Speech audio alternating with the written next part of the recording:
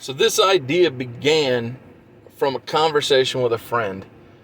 Um, he was feeling negatively toward Eric Bischoff. I don't remember exactly what it was, but just thinking that he was basically less than. Because that's how New York, the big WWE, they like to paint their competition, and so it inspired me to play him the documentary of Eric's life, sports entertainment's most controversial figure, I believe is what it's called. And towards the end, I mean, throughout, he began to see Eric in a new and different light.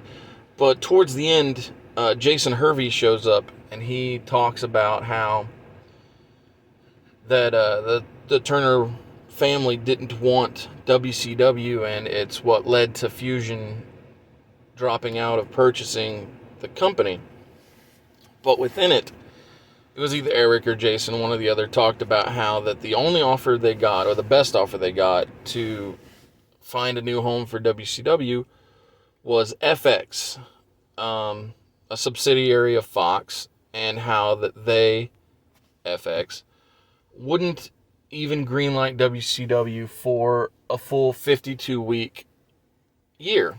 And so hearing this, I mean, I heard it before, I've watched this documentary more than once, but hearing this, it inspired me to conceive of a way for a 44 episode year of wrestling to work. And what I did was I created two off seasons. I split WCW into two 22 episode seasons for the year of 2001. So the first thing I do is I change Big Bang, which was Bischoff's plan for the relaunch pay-per-view, from May, I think he said 6th, 2001 to again, this is assuming that you can get the FX deal greenlit at the end of 2000.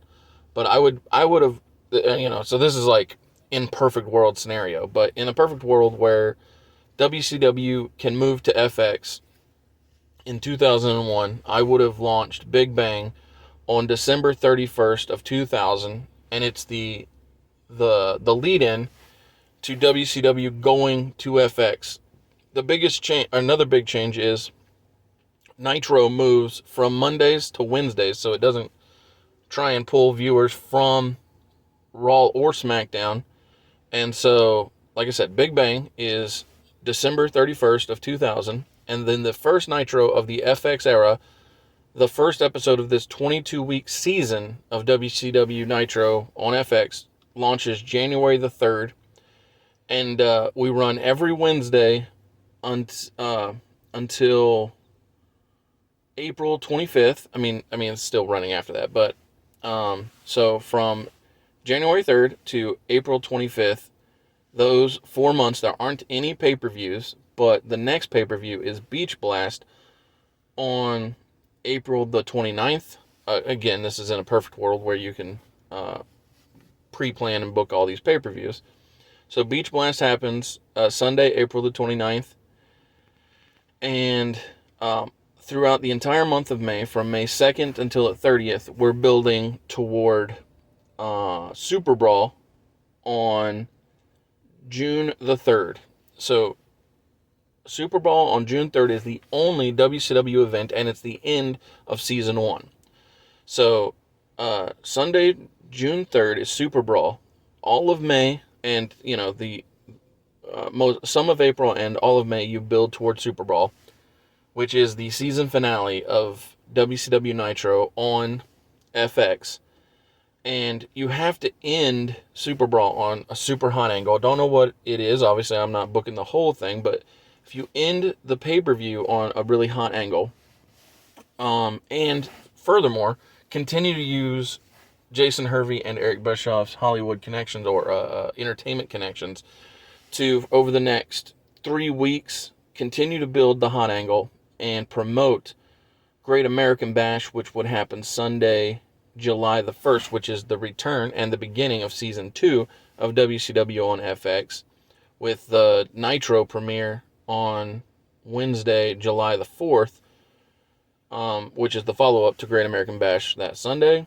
And so we run from July, or, all of July, August, September, and all of October without pay-per-views. And then on October the 28th, we do Halloween Havoc, have the final episode in October for WCW Season 2 be actual Halloween, so Wednesday, October the 31st.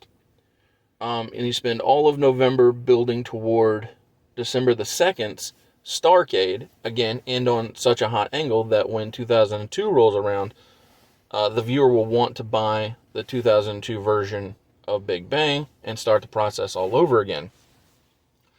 So this, in my mind, is a way to utilize the 44-week formula of weekly wrestling television to its fullest extent, and subsequently also give the wrestlers rest time, where in the 3-week times, or the time that they're 3 weeks off in June and December, they will primarily be cutting promos, both for ads and on, if you can keep the connection with Jay Leno's Tonight Show and, Bischoff's friends at, like SportsCenter and that kind of thing. I think that this would be a way to best utilize the 44-week proposed option that FX gave to Bischoff and Jason Hervey.